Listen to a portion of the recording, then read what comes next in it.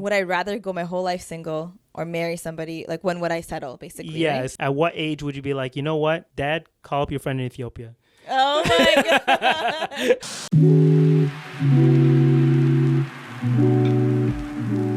There we go. That's better. Is it? That is so much better. Okay. Welcome back, everybody, to another episode of the Cousin Connection Podcast. Well, I thought I was going to start this week, but it's all good. I know, I'm sorry. I'm just in a really good mood. You want to know why? Why? Because the sun is out. Is it? Yeah. Oh, Yeah.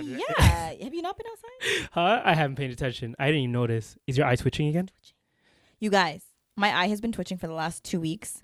Mm-hmm. And I don't know about other cultures, but my mom says in Harari culture, they say that when your eye twitches, that Someone's it could mean one of talking two things. No, that you're going to see someone that you haven't seen in a very long time. Mm-hmm. By the way, our surprise is because it's something we talked about before this, which we can't talk about yet. Can we talk about that yet? No. Okay, we can't talk about that yet. Or that someone's going to die. Oh, it's one or the other. Okay, hopefully it's the first. That's what I said. But like... What? Oh, yeah, I see it now. I finally see it. Yeah, I see it now. Anyways, I don't know how to make it stop, and it's really annoying. Did you try, like, you know how when you rub your eye, like, try and rub it really hard? Yeah. Does it go away? But I don't want to, like, that's going to cause premature wrinkles. But what I did do... Oh, my God. Okay, like, rubbing your eye once will not do that. I used my eye, like, the roller, face roller, and I tried to, like, roll on Did you rub your eye at least once? When? Like, at all today when that was happening? When it was... When it was first switching? Did you see it? That's so Doesn't weird. it look weird? Yeah, It makes me self-conscious. Like, it's not like they're gonna see it. Unless you like zoom in, please don't. Yeah, of course. The one day you don't wear glasses is a day that your eyes twitching. I decided to ditch the glasses for the episode because, as you know, we've set up our production a little bit nicer now, and the ring light reflects off my glasses, and I hate how that looks on camera. So I'm like, you know what? Let me just we'll make it work. It's all good. Even when it is reflecting, I don't think anyone really cares about that.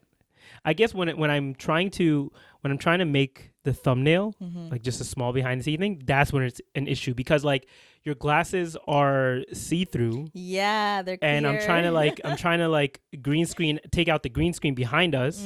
But because you have glasses, you can't really take out the green screen from the glasses. Yeah. And then like you have like the area where the glass connects to the glasses connect to the arm that connects to your ear that goes around your ear, and that area in between there gets pretty hard to get like out.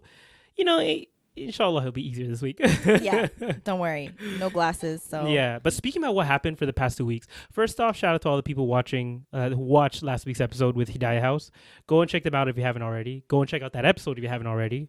They're definitely making some moves in the city. They like Warda's friends and family, they came out. Y'all just kept reposting and reposting, and I was like, damn. So I told her, I was like, listen, you always got a spot here on Cousin Connection.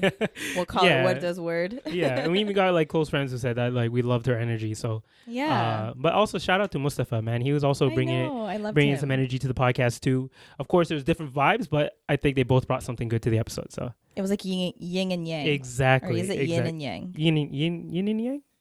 Yin and yang. Yeah. Yeah. Yeah. So you guys have told us before and said it again. You love the guests. So we're gonna keep trying to get more guests on soon, inshallah. But thank you guys so much for all the love. We really we see y'all and we appreciate it. And so many of you guys have said like, oh, this episode has really meant a lot to me. I love that you guys are speaking about mental health.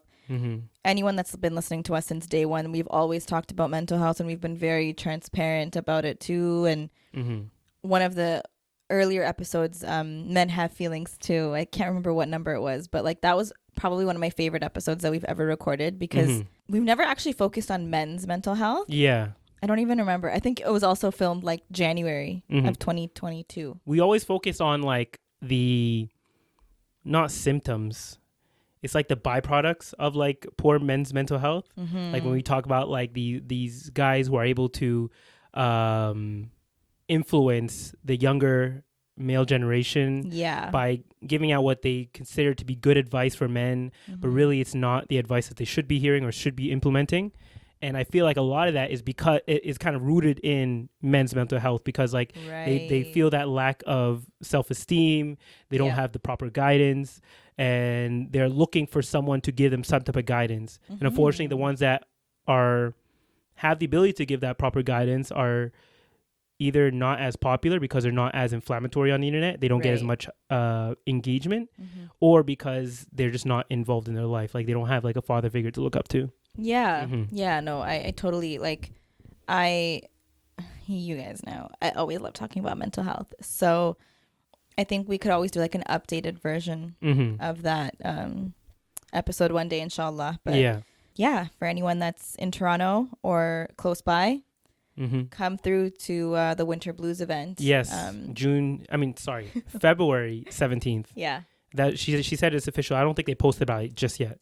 Yeah, not yet. But such a great idea for an event. Yeah. Because as we know, like, I think seasonal depression is a lot more common than we think. And maybe people don't understand or don't realize that they actually have it. Yeah. But when you're in that like rut or you're in a funk because, you know, Toronto hasn't seen sun in such a long time, that could be, and I'm not saying for sure, like I'm not here to diagnose you, but, you know, coming together as a community and addressing those issues that are usually seen as taboo. Yeah. It's such a nice way to come, like nice. Exactly. Together. So check it out. Go follow Hidaayah House on Instagram, and just they'll keep you updated on when the actual event is time. Even though she said it's going to be February 17th, but like when the actual time is. Yeah. But also one thing I found out, or one thing I realized in the past 2 weeks, you know, recently I was like, you know, does God love me? You know, does he hear me and everything?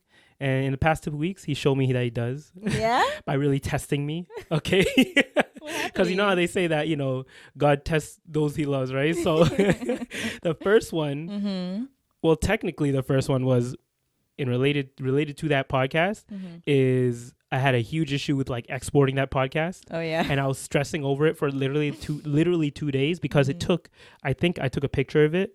I don't know if I have it on my phone. Before it even finished, it was already at 25 hours. Oh initially said it would take 17 hours, and like that whole time, and I was doing the math in my head. I was like, oh, you know, maybe I can finish the export by like 1 p.m. But then the time getting faster, I mean, longer and longer, and eventually, like I think it went up to like at like 8 p.m. or 7 p.m. something like that. So I felt really bad because I really wanted to showcase the Hidaayah House. Of course, it still got a lot of traction. It still got a lot of, you know, attention because of, shout out to Warda's friends and also all the Hidaayah House community. But it definitely sucks to not be able to like make it on the time there. Then the other thing was literally yesterday, kind of related also to the Hidaayah House episode, is someone mentioned, oh, like what camera are they using? Yeah, someone mentioned that. And then literally the night before yesterday, which was a Friday night, we had people over and we were talking about, you know, because I have an Android, you know, and I've showcased, you know, how Androids can be powerful.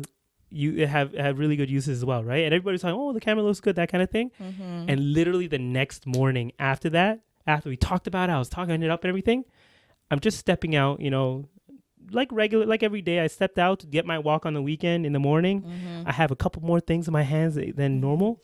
Next thing you know, I feel something slip out of my hand. I look down in slow motion. I see my phone falling, flipping. I was like, please, I was praying, please just fall on your back, right? Because I have a case on it at least.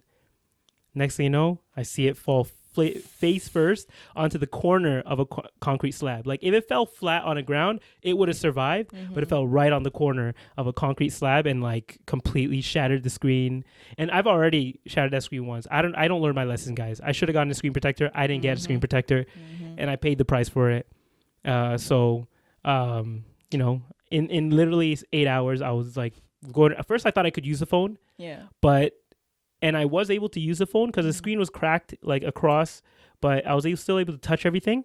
And then I would open up apps with like sensitive information, like, you know, text, not really sensitive, but like information you don't want to delete or lose. I would open like email or like Instagram. Instagram was the most dangerous one, or like my messages. And my phone would start going crazy and touching the screen and like doing all these things. It would touch everything to the point where like it was starting to archive and delete like text messages from me. Going on Instagram, it was like opening messages that I didn't want to open, or like it was liking pictures I didn't want to like, that kind of stuff. It was like clicking on ads I didn't want to watch. And eventually I was like, no, I got to get a new phone. So I went immediately to the store, got a new phone. Alhamdulillah, you know, it worked out. I was meaning to get I was looking sort of into getting a new phone. I wasn't going to get one, but I was like, if anything happens, I'll get a new phone. And something happened. Someone didn't say mashallah when they complimented yeah, the you know camera. what? It all comes back to that, man. They won't really be coming after you. No, but it also, you know, Allah was testing me, okay? You know, I didn't call out of frustration. I immediately accepted the situation. I tried to make do with what I had. I couldn't. I bought something new, you know. Alhamdulillah, I had the funds. You know, I've been blessed to be able to make a financial decision like that and get a new phone without having to worry about where my food is going to be coming from and, you know, in bills and all that kind of stuff. So, you know, it also makes you appreciate what you do have. Facts. Okay, so Facts. that's the lesson to take away from this, guys. There was another thing that happened last week. What was it? There was something that happened to me. Last week? How am I forgetting? There was like two things. I literally... Oh, Sara. The other thing that happened that I think everyone who follows me is aware of. Oh, yeah. How did we forget that? I completely forgot about that for a second. This is the part I cut out of here of me literally forgetting about what happened. My account got hacked. Yeah. I don't know how.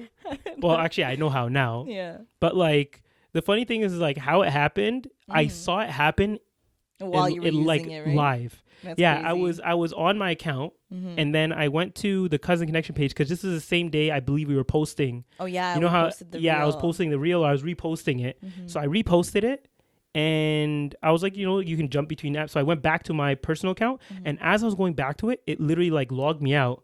I was like, oh, maybe it's because I was switching back or something. So I try and log back in, and it's like your password has been changed. Like it's not the right password. I was like, what? That doesn't make sense. And immediately I was like, I went to my email to see what was happening. I clicked forget password. I went to change the password, but when I got into the account, it said you have two-factor authentication on, and I don't remember putting this on at all. And I was like, I don't have any like app to do two-factor authentication at all. So immediately I was like, someone definitely got into my account. So I started going back to my email. I was like trying to change all the passwords. I was actually going back and forth because even though the person got into my account, I knew that if I just kept changing my password, they would have to keep trying to like hack it. And I was trying to find out where they were changing my password from. And I realized that what they were doing is that they got into my email originally. And then they got my email, did the reset password thing, got in that way. And then they added like their own two-factor authentication that way. Or at least that's what I thought. And then I started going back and forth. I did the whole like reporting the account for being hacked or whatever. And then I immediately messaged everyone. I was like, well, people were messaging me already, but I was messaging everyone and you. I was like, if they post anything, if you see anything, there wasn't anything yet, but I was like, if you see anything, report it right away. And people started doing that. Like people were reporting it for me, all that stuff. Yeah, you're reporting it for me because they started posting, you know, the typical stuff about like, oh, you can make $10,000 just like you email us, blah, blah, blah, that kind of thing. Yeah. And finally, like, it was actually pretty quick. It was. I was surprised how quick it was because I think it helps. That's the one thing I never realized that actually might help you out on Instagram is having photos of yourself on your account. People, you know, they post pictures, they try to keep their face off of it, but at least have a couple photos of yourself, even if you don't want to show yourself too much. Like having those photos on there will get you back into your account sooner rather than later. Because all I had to do was take like a 30-second video of every angle of my face, and a few hours or like 6-7 hours later, I was back into my account. But of course, it was like at nighttime, so I didn't see it until the morning. And then finally, I got into my account. But immediately when I got into my account, it's like your account suspended. I was like, oh shit, because all the people reporting it got my account suspended. Sorry about that. No. You know what? I'd rather have that than not have access to my account or them doing something weird. And I'll show you, and I'll tell you what happened after that. So I reported, or I said that, like, you know, I fought it back. What do you call that again? Dispute. Yeah, I disputed it. Yeah, I disputed it, and they gave it back to me within a few hours after that. I finally got into the account, and immediately I went to the messages. I was like, I know they must have messaged some people, and this person was impersonating me on Instagram. That's like funny. they were actually going into the account and they would message someone, or let's say someone replies back to the story, and they'll say like, oh, have you been hacked? And the person would reply, no, why? And then they would like continue the conversation and be like, oh, no, you can actually make some money. They were having full-on conversations with these people. Yeah, so it was an actual person. Usually I think it's like a bot or something, but it was an actual person, unless they botted the messages too. And so I started like going through and saying, sorry, blah, blah, blah. I haven't even gone through all the messages because there were, first off, like 20 or 30, maybe even 40 messages that they sent out. And then after I got my account back, like people were saying, oh, you got your account back, that kind of thing. I was like, this is too overwhelming. I haven't looked at my messages since. The amount of people, as if I didn't see it. Oh my God, that. The amount of people that DM'd me. Yeah. Oh my God, I think Amir's hacked. Hey, your other half has been hacked. I'm like, I know. That's the thing. Like after the first hour, I'm sure I know that I've been hacked. Yeah. But like, it's still all love, shout out to the people, they being concerned and they care and everything. So I'm not going to, chastise them for that. But it does get kind of crazy when like 50 people message you on your text, on your WhatsApp or texting, whatever, and saying, hey, I think you've been hacked. I'm like, yeah, I know. Okay. It's just funny because like people were saying, I think Amir was actually taken. Yeah. Like, I should change it so Amir was hacked or something. But that's funny. I would have changed it to that if like I had to make a new account. I was thinking about that. It's like if I had to make a new account, I would have named it Amir was hacked. That's funny. But yeah, so finally I got everything back from there, and alhamdulillah, like after I deleted the couple posts they made and the stories they made, it was all back to normal. Yeah. So that all worked out. I kept my patience. I didn't go crazy or anything, and so I feel like I might have passed the test there. Okay. I think so. Yeah. Yeah. So now we can actually get back into the topics we want to talk about. There was actually a post I sent you, or a video I sent you, I think 2 weeks ago now.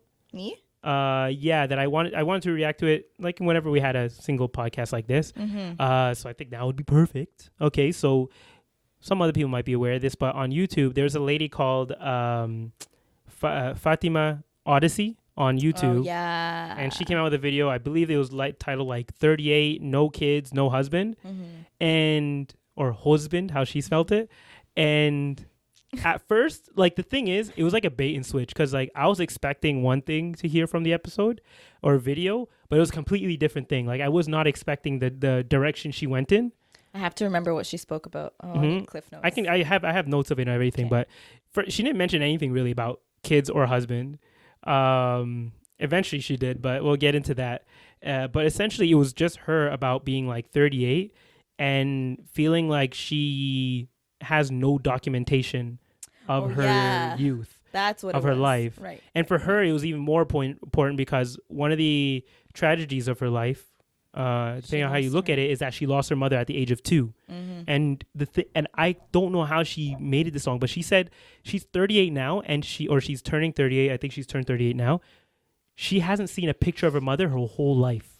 I don't know how that happens. Exactly. Like, and the funny thing is that like when she started looking and was actually finally asking people like for photos, it wasn't even her own mother's family that had the photos. It was her father's family who gave her a photo of her mother. And at that point she realized, oh, I actually look a lot like my mother.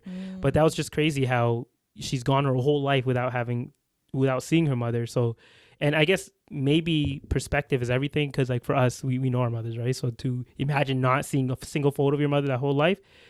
But like, didn't she have siblings? She said she had 2 siblings. But then her father remarried and had his own family, right? Didn't her 2 siblings from her mom's side, I don't know. I guess ever have pictures of their mom? I don't know. Maybe just the one thing, I think she thought that there were no photos because someone apparently, like when her mother passed away, went like crazy or like they were angry for some strange reason and they burned everything. I don't remember this. They burned all documentation of her mother. Why? Huh? Why? She has no idea. She just said the person was going crazy. They were angry for some reason. And they burned literally everything to the point they burned her own ID.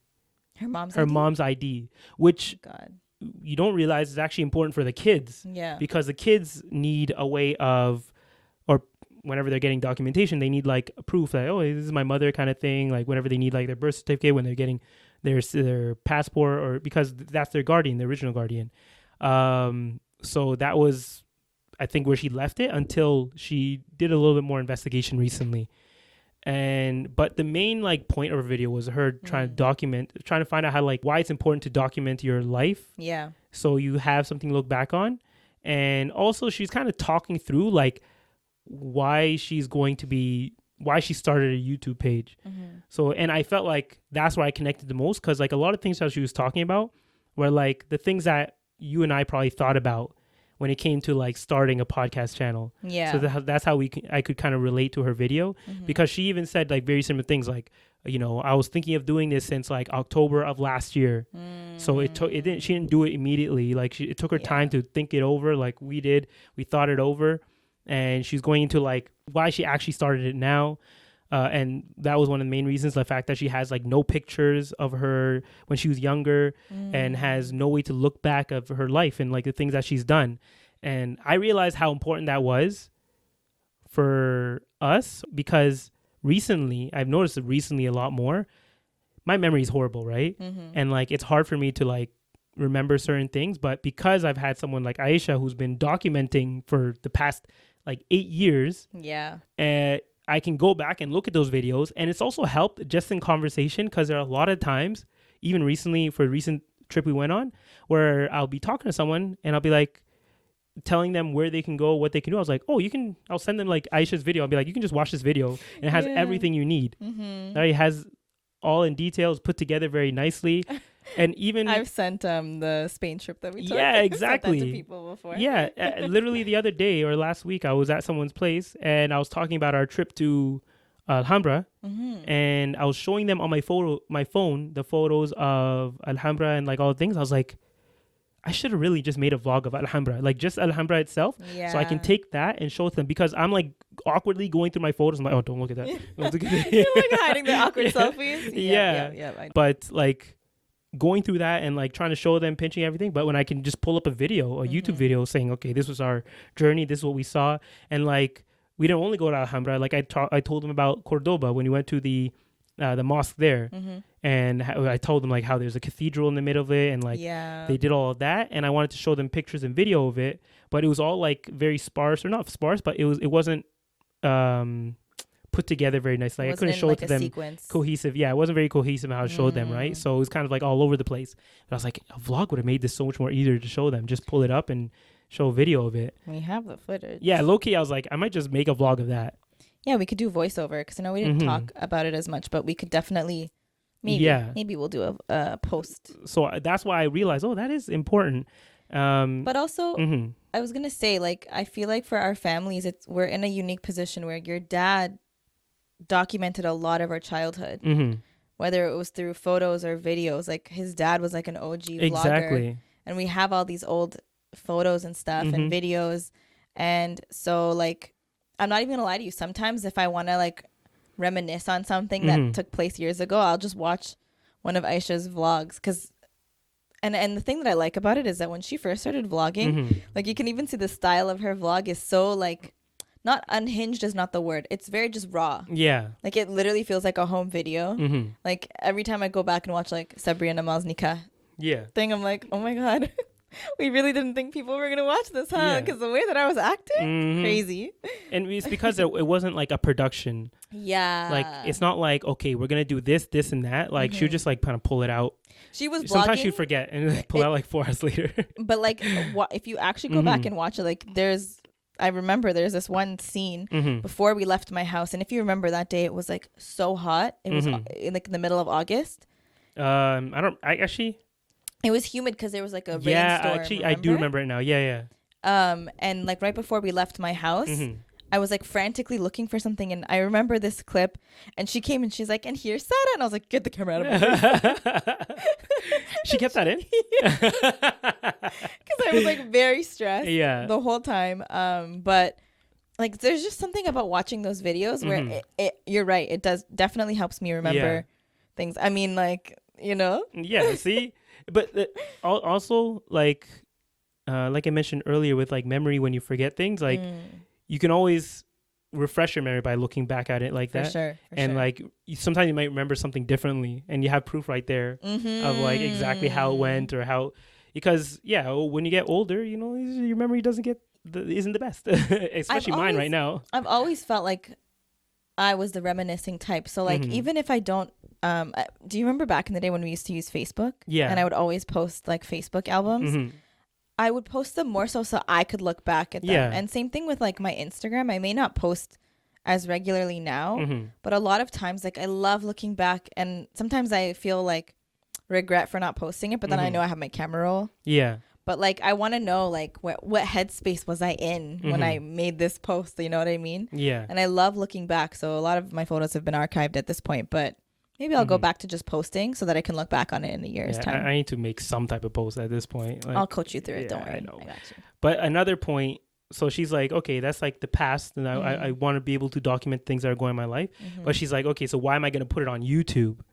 And her reasoning for there was like, I want to show people that like you can start at, you know, whatever, she's turning 38. You can start at this age. Yeah. And like you still have room to grow and to like make changes in your life. And like if you want to do a 180 on what you're doing now, you can do it. And that's essentially what she's doing. She's like going in a different direction. She wants to be a content creator and show her life essentially and what she's going through.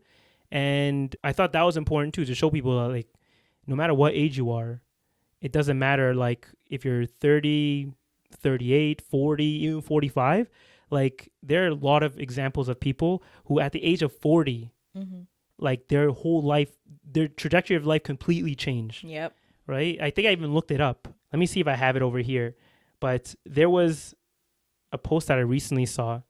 I have it right here. So these are a list of a few people that you might know. I've seen this post. By the age of 40 who became millionaires and like became very successful.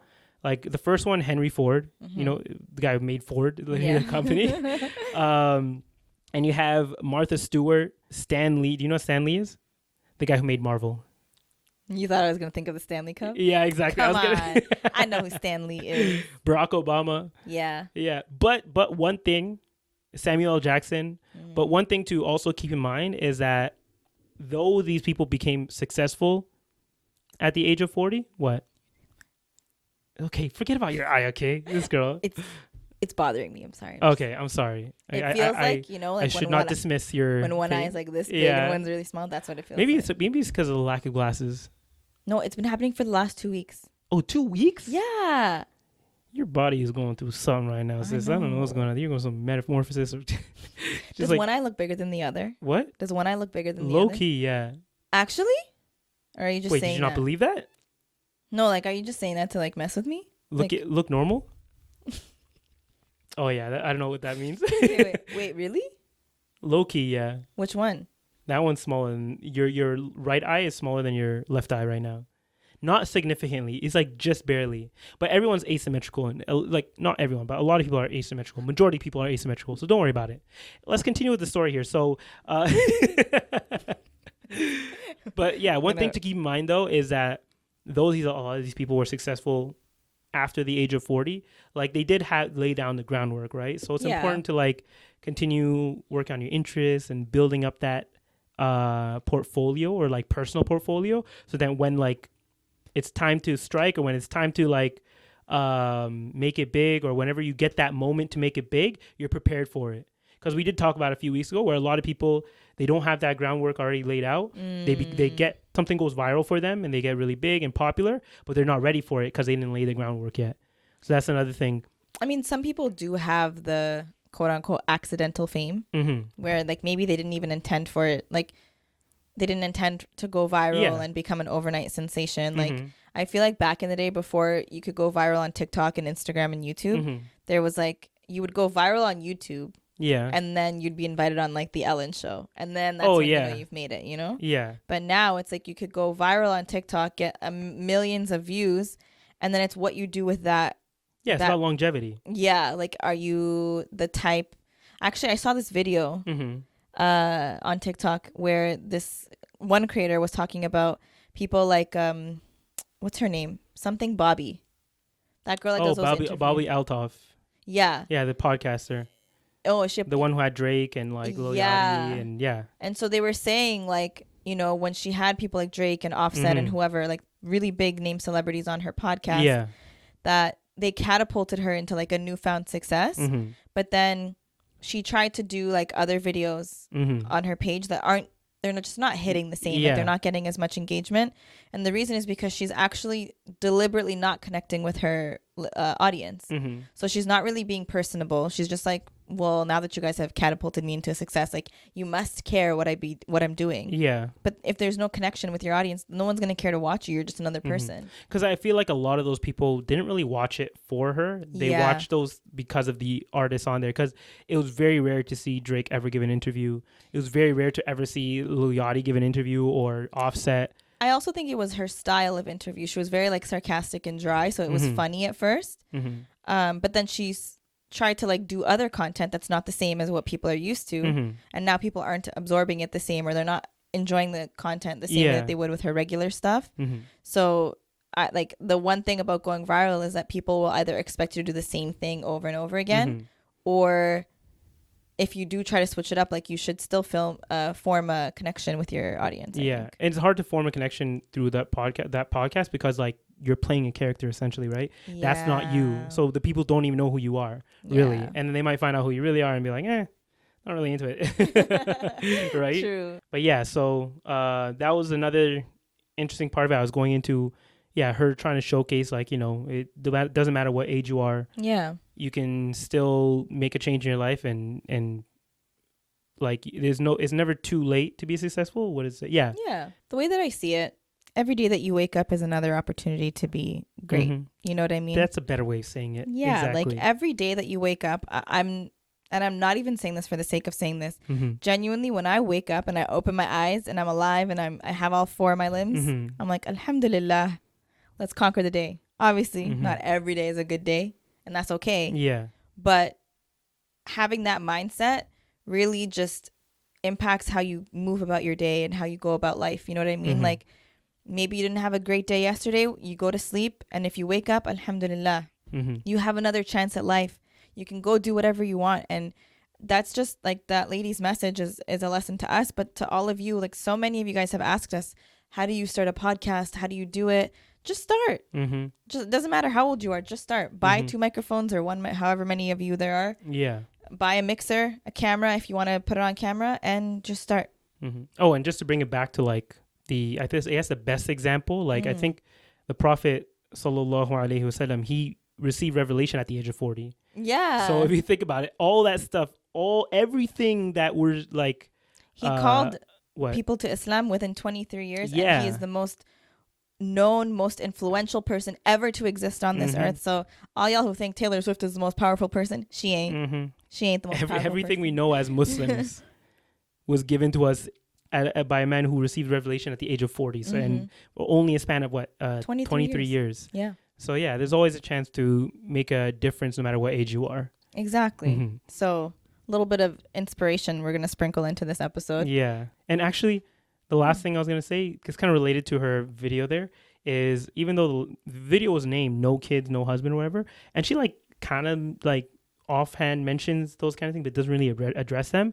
So finally, she makes like a Q&A video as a reaction to the first 2 that she made, because I think she made like 3 or 4. She knew what she was doing, right? She was spreading out the videos, making them 40 minutes, everything, that kind of thing. But the first question she was asked, because everyone was asking, is like, okay, so like what's going on? Why don't you have a husband? Why aren't you married? What's your story in that case? And she's literally just like, ask God. I don't know. Literally, that was her answer. Ask God. And she just left it at that. I think, there's obviously we know like biologically women are meant to carry children. You're supposed to bear children. And so a lot of times people attribute a woman's success, her purpose, her purpose in life is to be a mother and a wife and to have children. And so when someone doesn't, that's like not the norm. Like, oh, why are you 38 and you don't have kids? And I think that everyone's journey in life is different, and not everyone it's not written for everyone to have kids or to be married. And I think that we need to do better as a society and as a people to just not judge or make someone feel less than because they're not married or because they don't have kids, because you can still be successful and a great person and not be married or have children. Like there are people who have been married or have kids and they could be the worst of the worst people. Yeah. You know what I mean? So like, I think some people equate success in life to having a family. And I just like how you feel about that, because I don't know. I feel like, and I'm not just saying this because I'm single, for example. Yeah. I'm saying it just because even if I was in a position where I was like when I was in relationships, I never felt like I was better than someone else who wasn't. You know what I mean? Like that's just a part of your life. It's not everything in it. Yeah. Marriage is not destined for everyone. I think we have to remember that, right? Like, I'm sure everyone has somewhat of a desire to get married. Yeah, I'm sure they do. Even those, I'm really skeptical of the people who say, "Oh no, I don't want to get married." But I can say, like, I feel like maybe you just gave up. Okay, I'm not saying okay, that's kind of harsh, but like I'm saying like maybe it's more of like a cope. You're coping by saying I never wanted to get married, right? So, but yeah, it's definitely not destined for everyone. Yeah, I was actually gonna ask you, like, do you think there's like an age where you like kind of you kind of age out of the running? You're no longer eligible. No. So you feel like, let's say, inshallah, it doesn't happen because I know that you probably don't want, but like, let's say you're like 43. Yeah. Or I guess the better question would be like, when are you gonna give up? Yeah, exactly. You didn't want to ask it like that. Okay. Here's a better way of asking it. So like, all right. Would you rather go your whole life without marriage, or would you marry someone who maybe doesn't fit all of your criteria? And just to add on to that, at what age would you like make that decision for that second part of that question? Ooh. That's a good one. I think I'm not someone who is, okay, growing up, I feel like I've always had a more like codependent type of personality. So I was either really codependent on my friends, like I was very close to them, or my brother and my parents, you guys, obviously my cousins, like very codependent in the sense of like I heavily relied on, like my happiness relied on you guys, which is crazy. But I think as I've gotten older and, you go through life transitions, whether it's like when my brother got married, when Aisha got married, when a lot of my friends who I was like seeing every single week, talking to every single day, would get married. Not only did they get married, but they moved away. Yeah. So like all of these huge some adjustments. Very far away. yeah, you know what I mean? Like I have one of my best friends lives in Australia. Yeah. But like it's just going through those changes has made me realize like you're on your own, kid. You got to figure it out one way or another. And I think like with that, and obviously like going through like therapy and all that kind of stuff that I always talk about, that has forced me to become more independent in terms of like my mentality and how I'm thinking about things. That being said, ideally, I'm not someone that's going to say like I don't want to get married. I do. Inshallah, one day when it's written for me. But if I don't want to speak this into existence, okay? But if I'm at a point where I'm like 43. Okay, so 43 is your number? Whatever. Is that just because I said that? Yeah, sorry, hold on. Okay, think about it. Would I rather go my whole life single or marry somebody? Like when would I settle, basically? Yes, right? Yeah, exactly. At what age would you be like, you know what? Dad, call up your friend in Ethiopia. Oh my God. Well, I want kids. I don't want to just get married for the sake of getting married, you know? Like, I want to have kids. Okay, so what exactly, I don't know what the science is, but like, when do women typically stop being your like childbearing ages? When does that usually stop? So you can have kids, I think, usually up to like 45. It's when you hit menopause, when you stop having a menstrual cycle. Yeah. But pregnancies that occur once a woman hits 40, like over 40, is very rare. They're high risk. Oh, okay. Right? Like they're for many reasons. Yeah. But it's doable. Yeah. It's definitely doable. So like I think if I hit like 37. 37? No, hold on. Remember that video? The lady in that video was 30. She was basically turning 38. I know a lot of 38-year-olds who've had kids though. But if I want more than one kid, like that's rushing I think that's the big thing. If you want more than one kid, yeah, I don't want just one. Yeah, I want to have like at least 3. At least 3? Yeah. Okay, so yeah, maybe like either I get triplets and I'm lucky. Yeah, one shot, or I don't know, like 36. 36. And I wouldn't settle per se, but I think because here's the thing. You can't settle when you're looking for your life partner because especially if on the big things, because if you're overlooking the big things now and you're like, oh, it's fine, once kids come into the picture, Yeah. it's gonna only get harder than it already is now. You know what I mean? And like, I have a few things that are non-negotiable. Like, I feel like I'm the type of personality that's very adaptable. But when you're thinking about life partner, you're not just thinking about you and that person, especially if kids are going to be involved. Like, you have to really think about it from the lens of like, will this person be a good father to my children? I don't want to marry someone who's going to be like an absent father. Yeah. Like, I might as well just go to the sperm bank and like, you know, I'm not going to do that, it's haram, but like, yeah. you know, do you get what I mean? Like, you want someone who's like present in your life and then is going to be present in whatever future kids' lives. All the other trivial stuff, like, maybe I'll kind of look it over then. Yeah. But I think if I waited that long, I feel like I would probably be even more picky. You'd be more picky if you waited that long? Yeah, because I'd be like, damn, I'm like, I didn't wait this long just to marry a dud. Okay, but like at that point, I feel like, because then at that point you're going to be dealing with men around that age as well, right? Shit, yeah, you're right. And usually at that point you're dealing with men who have already been married, most likely. That's fine. May already have kids. How about if the guy, okay, let's add this to it. How about if you're about to marry someone who already has kids? You're going to piss off my mom. Why? She does not want me to talk about it. So I know when she's listening to this, she's going to be like, I told her. No, because when I saw this video, I was curious. I was like that. And a lot of times I think about like logistically, okay, let's say you meet someone at 33. Like for the first time, you meet them at 33. Takes you about a year to get married fully, because even finding a date for all these things, like, takes time, right? For nikah, make sure your family can make it, all those things, especially when you're older and everybody's kind of in different places. It's hard to do that, right? For sure. So let's say it takes a year. Now you're 34. And then you get your nikah, and let's say you want a wedding, right? So you wait another 6 months. You're like 34 and a half. Nah, if I'm 33, nikah and wedding all in one shot. I'm not waiting. Okay, so 33, you get nikah and wedding, but then at that point you're like, you know what? I want to have fun. I'm married now, right? I want a couple years where you can travel and do a couple things. Now you're like 34, 35. That's fine. Having kids. Okay, and then but that was from 33. Now make it 37. So you might be. I'm not wasting time at that point. Okay, at that way. Like, I'm gonna do my nikah and then.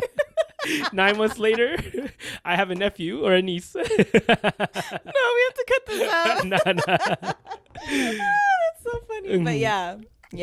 If I'm 37, ain't nobody got time to travel at that point. Yeah. If I'm literally 37 and single, I better have visited every single country on this planet. I'm not even joking. Yeah. So. And just to make it even then for myself. Yeah, like I want to know. What would the age for me be, right? Yeah, what would the age be? For me, I feel like for men it's very different. Yeah, though. I feel like you're gonna say like 45. Huh? You're gonna say like 45, something crazy like that. Yeah, even for me, yeah, like 45. I would say even like I wouldn't be too far off, honestly. I would say like 40. But then again, like nowadays, because of people with longer lifespans and like technology is getting better, people look younger for longer. Like I'm seeing that lady in the video, or she looked like she was like 23. Exactly, right? Yeah. And I feel like that's going to be more of the norm, where people are almost about to hit 40 and look like they're almost about to hit 30. Yeah, I love when we're on TikTok live and people are like, what are you studying in school? I'm like, yes, I'm in school? Like to the point where it's been so long, it's like I forgot what school even felt like. Yeah. Right? Like even the like the feeling of being in school, like I don't even get any anxiety. Remember how after a few years you'd get some anxiety, like from waking up after a bad dream, think you have like an exam or a test. People talk about it. I didn't have it as much, but like it would still be every once in a while, like something in the back of my mind, like, oh shoot, is there something I forgot to do? Right? That, and like, but I also remember the times of being a student, and I would always wonder, like, what is my life going to be like when I just like wake up and go to work every day and like not have to like do homework and study for things. But like, joke's on me, I work until like 7 or 8. Oh yeah, that's a little crazy still.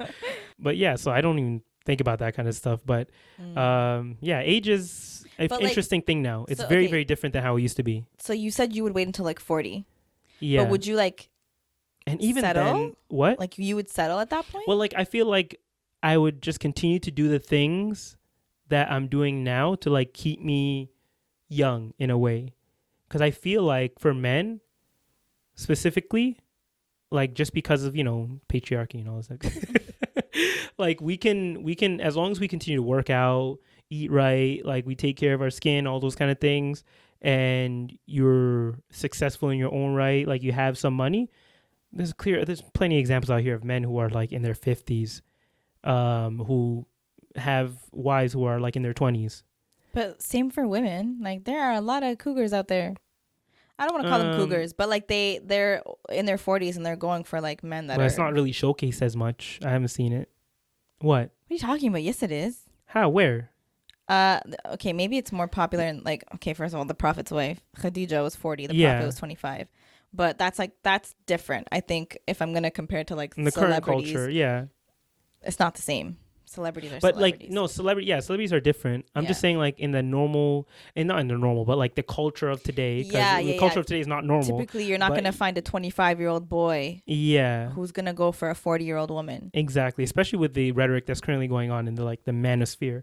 So I feel like that's a lot more rare. Maybe back in the day when it wasn't as like toxic as it is now, but it's definitely things have changed. But also in that case, like I'm like, do I really want to wait? Because then you start, for me specifically, at least for what I'm thinking about, is like, how old do I want to be around my kids, right? Like I want to still be able to play with my kids and like and interact with them and feel like I can go out and play soccer with them or do something active with them without feeling like I'm about to like break in half. Okay. No, you're not wrong, and I think like. And also for my parents to be able to see them, right? That's the biggest thing. Like my parents, one, but two, I always feel like, my parents were young when they had me and my brother. And I like, obviously when you're a child, you always think, you don't realize how young your parents were. But like, I think my mom was like 24, 25 when she had me. So the fact that like they were so young, and sometimes I used to like, when I hit 25, I was stressing because I'm like, oh my God, like my parents. But their 24 and 25 was very different. Like you're talking about a 24-year-old who literally escaped the country from civil war and like traveled 3 to 4 countries, sometimes walking through woods. Yeah. And like stayed in Rome and Italy, in Egypt and all these different places, depending on who your parents are, for multiple years, and like had jobs and careers and everything, and then came to Canada. Yeah. And even though they're 24 is a different. That's why I'm saying like age is a very the idea of age, it fluctuates, and it's very like it's not solid. I'm not thinking about just numbers. Age is a social construct. It is in a way. No, but like there's the number of age, but then there's like maturity. I guess maturity with age, that's what fluctuates. Like the number, but the maturity level of the person or the average person at that age changes depending on the times. Like for sure. The further back you go, that maturity level gets higher for the age level that person's at.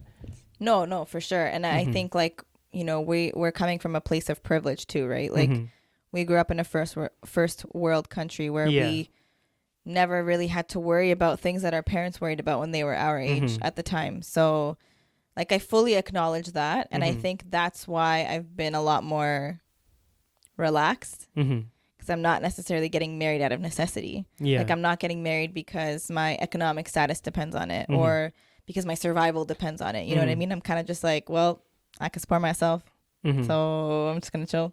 And that seems to be the common idea held by a lot of women these days. Yeah. And I think at the end of the day, like I know we can always, and we can go on and on about the debate about like, whether or not the quality of men in our time now is good or bad. I think it ultimately comes down to the privilege. A lot of the men, whether they're like millennial age or Gen Z or whatever, like a lot of them that grew up here come from a place of privilege. And so there was never a need for them to act like men or prematurely become adults. You know what I mean? Like they could be kids and it gets drawn out longer than it should, well into their 20s, sometimes into their 30s. And so from a woman's perspective, like, and you're looking at the guys that are in your age range and you're like, oh my God, they're so immature. Like they're not, it's because they're coming from a place they're coddled a lot longer. Exactly. But especially in a lot of ethnic households, remember our parents are coming from a place of survival mode, right? So a lot of what they pass down to their daughters is like how to survive in survival mode. But we're no longer in survival mode, you know? Yeah. So like, yes, the lessons that they teach us and everything that we know from them is useful and important, but it somehow skips all the guys. I don't know why. Like, yeah, I don't know why there's that disconnect, why it's like so much more emphasized on the women than it is on the men.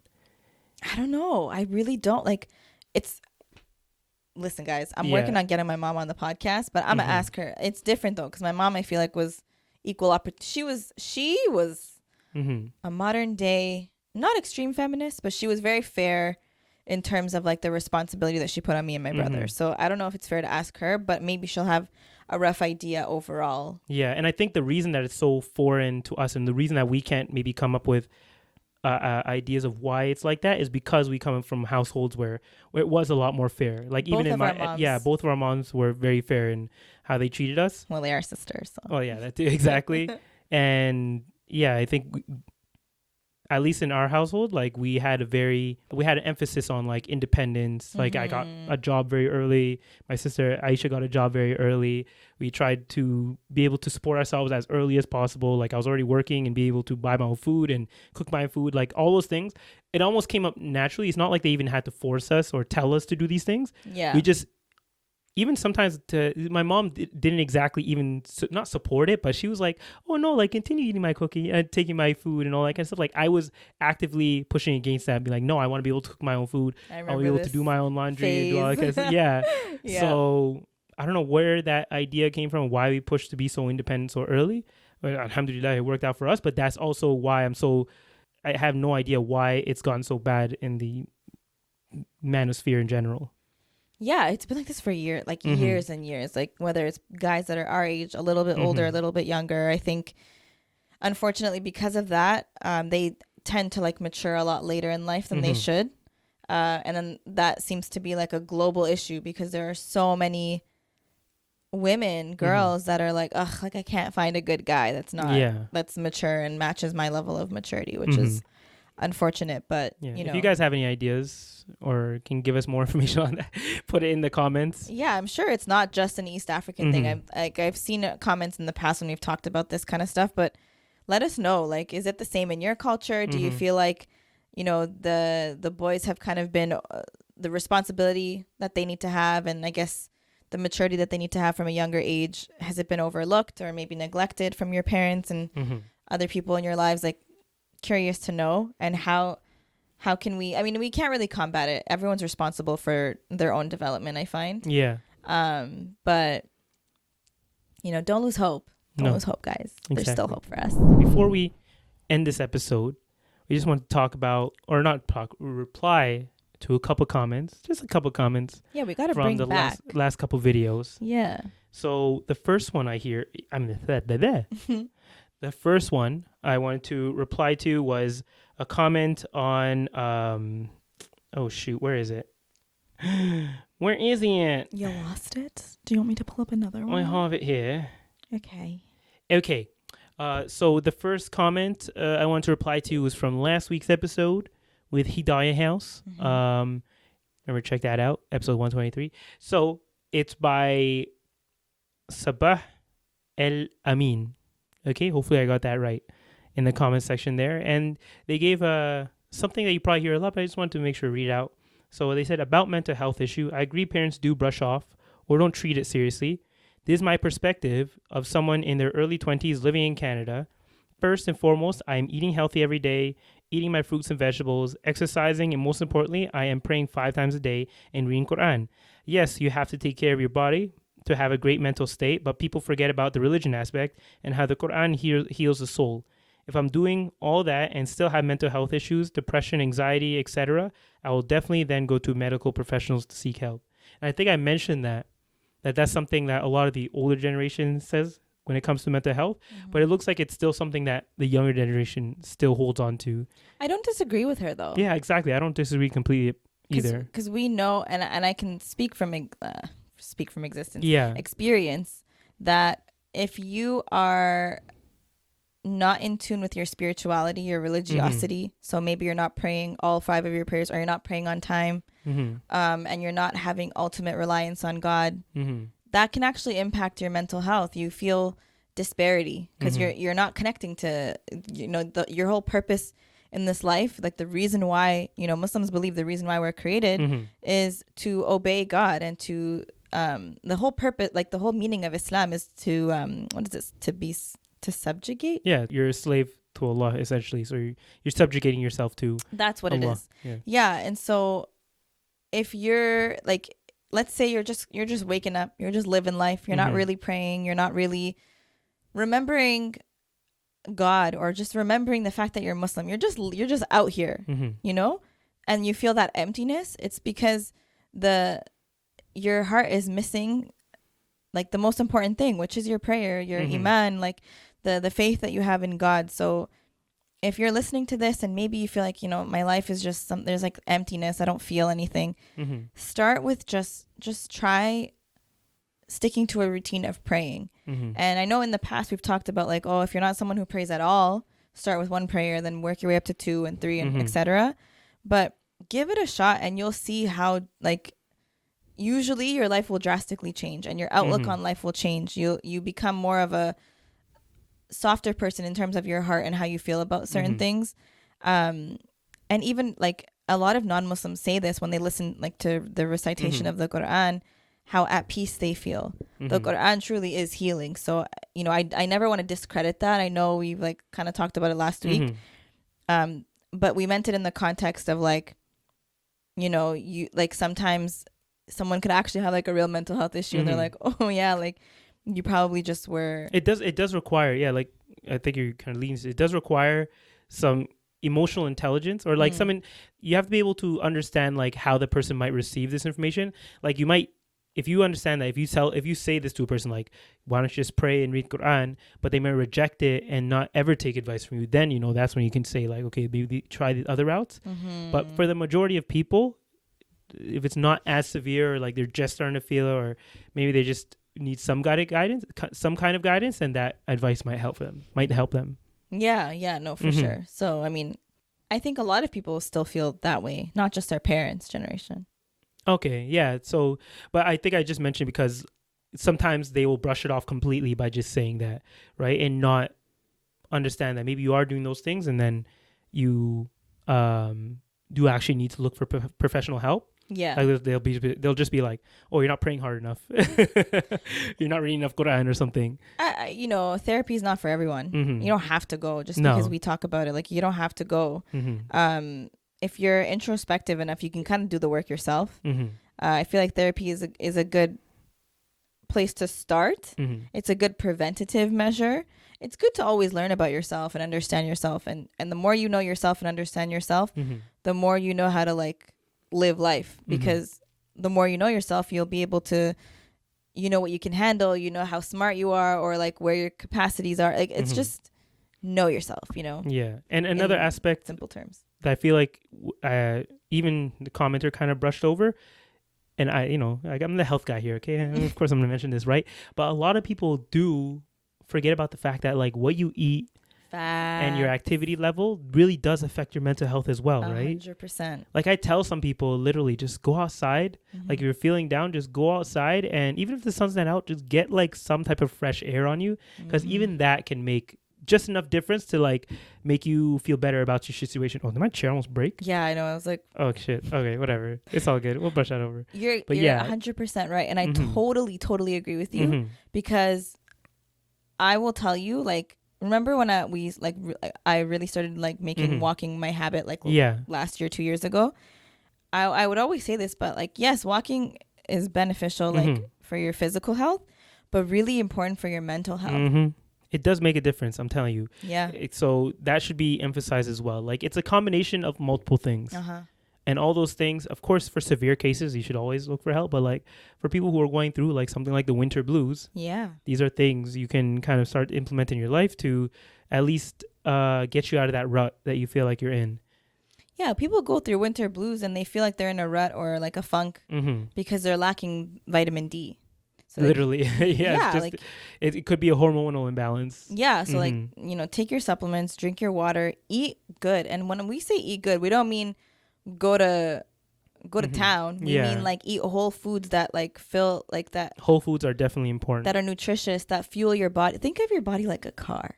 Yeah. You know, how you going to drive a car if your tank is on E? Yeah. Or also, no, it's also like, are you going to give yourself, that 89 or 91? You want premium gas? Yeah, premium. Or are you going to use... Or are you going to get regular? Yeah, like you are your biggest investment, okay? So take care of your... Like, what do people say? Your body's a temple. No, for real though, like actually pause for a second and take in like, there's only one you. So... why aren't you taking care of yourself? And I'm not here to like shame. I'm definitely not shaming anybody because I get it. Taking care of yourself is actual work. Like it's not easy. Meal prepping is not easy. Working out is not easy. All of these things are learned habits. But once you start, you can't stop because you can see how good you feel if you go for a 30-minute walk every day, if you're eating whole foods every day. And that doesn't mean you can't eat, I don't know, like a chocolate cake. Yeah. This guy is the biggest I love sweets and chocolate cake and all that stuff. He is the biggest sweet tooth. But like I can tell you now, like and we both can attest to this. When we eat like shit for like a week, for example, we can feel it. Like when you're on vacation and you just definitely keep eating out and you're like, damn, I really miss vegetables right now. I want fruit. Like, and then you have sometimes you'll go out of your way on a vacation to get like fresh food. Yeah. No, I'm not even joking. Like there are times where like you're on vacation and you find a Harari family and they invite you over for food and you're like, I'm so excited. Exactly. Sweden. Yeah. Exactly. No, but like, like everything's in a balance, you know? You can't have like all junk food because then your body feels like trash. You know what I mean? And you can't have like, yes, you can have all whole foods but you're probably going to have cravings, right? Like usually when you're craving sugar and stuff, it's because you're probably not like eating enough protein and you're not satisfied. Yeah. So all of this is to say, take care of yourself. Thank you for finishing. Treat yourself. What did you say? No, I said thank you for finishing the sentence. You got it. That's what I wanted to say. Okay, there you go. So that was, an important comment to kind of emphasize what we were talking about in the episode there. So I want to just highlight that. And another one here, just from the 2 episodes ago, because I'm trying to cover all episodes just to make sure all of you guys are being heard here. When we had Bedasso season on, and someone commented their username is like user, a bunch of like letters and numbers. I'm not gonna say that. Let's just say it's a user that was watching that episode. They commented, the language topic is so relatable. Going back home made me realize how much English I incorporate into Oromo. But alhamdulillah, I'm learning. High chance next time I go back, I'll be coerced into marrying one of my cousins. So I won't be going back anytime soon. I can't keep dodging them. That's funny. Yeah. So, but that's also to point out, like, that's a part of learning. Like, I feel like the best way to learn is just to just start speaking it. Whatever you don't know how to say it in English if you need to.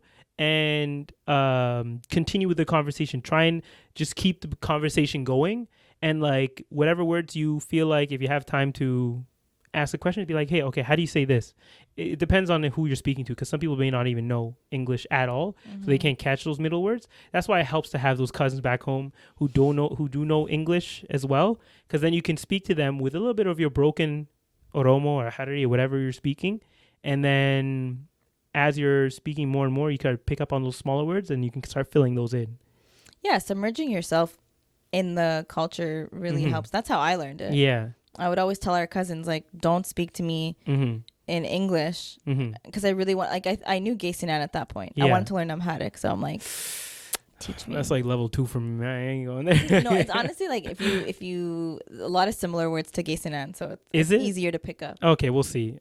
I'll teach you. I'll first have to 100% learn Gaysinan first. You understand it through and through. So then it's just the speaking part. Yeah, and the thing is, like, it's because I'm just not practiced, but you know how it is. Yeah, you don't need to practice. Yeah, like I don't remember the last time I spoke Gaysinan for real. What? Actually, no, I spoke it like literally yesterday when I was talking to my mom on the phone. See. Yeah, so there you go. We all have this struggle, okay? Yeah. But as long as you're putting that effort to learn, at least that's something, right? You just and have inshallah, to try. You'll learn it 100%. Exactly. Just try. Don't be shy. I feel like you picked up a lot 2 years ago when we definitely. went. Like he just tried. He was like butchering it, but he was getting it. And then by the end of our grammar was completely off, but whatever. By the end of our 2-week trip, like you were saying Amasa Ganalo, and I was like, okay. I see you out here. Yeah, so just keep trying, man. I was gonna mention one topic during the episode, but there's nothing on it yet. It's in regards to Palestine.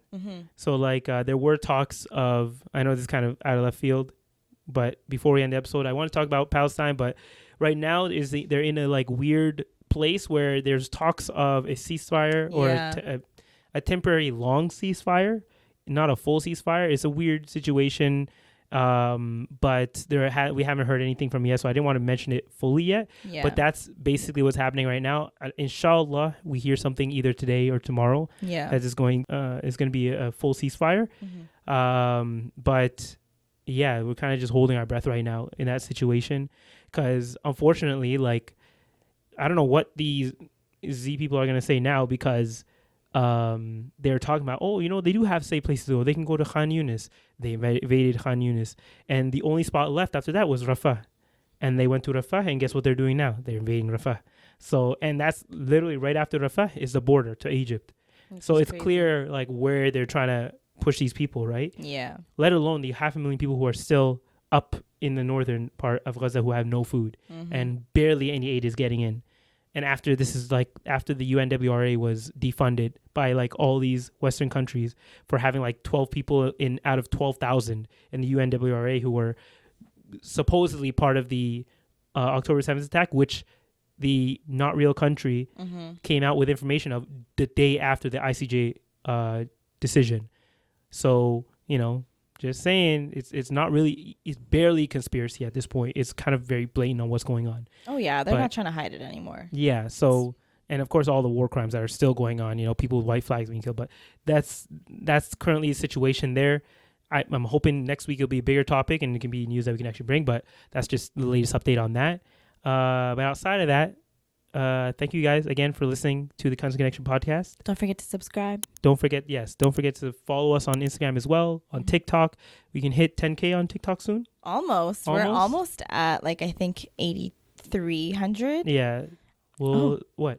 Correction. We are way beyond 8,300. We are at 8,808. Okay, gives 9K and 9K and 10K on 10K, guys? Yeah. But yeah, hopefully by next week we'll also be at 10K, or 9K. But we're also almost at 6,000 on YouTube. So. Oh yeah, that too. We're literally like a few away. Like 30 people. Less than that. Yeah. Just crazy. So yeah, hopefully we'll have better news next week. Okay. Yeah. We'll see y'all next week. Bye. Bye.